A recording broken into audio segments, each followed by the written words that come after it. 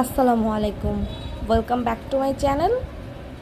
আশা করি আপনারা সবাই ভালো আছেন। আমিও আলহামদুলিল্লাহ অনেক ভালো আছি। আজকে চলে এলাম নতুন আরেকটি সংরক্ষণ ভিডিও নিয়ে।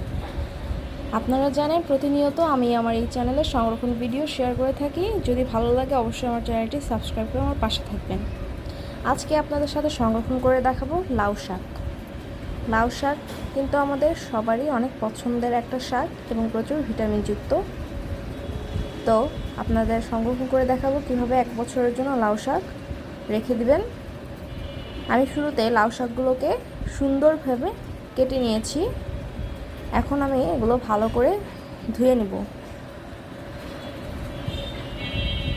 তারপর একটা পাতিলের মধ্যে পানি গরম করতে দিয়ে দিয়েছি। এখন দিয়ে দিব লবণ।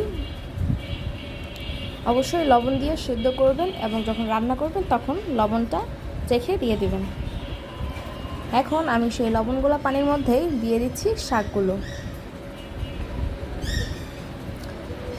এখন এটা ভালোভাবে সিদ্ধ করে নিয়ে নিয়েছি।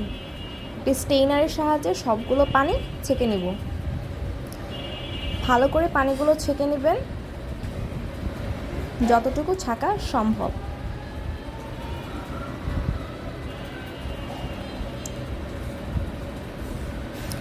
আমি এখন এরকম বক্সের মধ্যে করে শাকগুলো রেখে দিব। আপনারা চাইলে পলিথিন ব্যাগও ইউজ করতে পারবেন।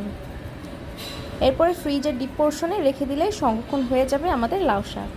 আশা করব আপনাদের কাছে আমার এই ছোট্ট ভিডিওটি ভালো লেগেছে। যদি ভালো লাগে অবশ্যই চ্যানেলটি সাবস্ক্রাইব করে আমার পাশে থাকবেন।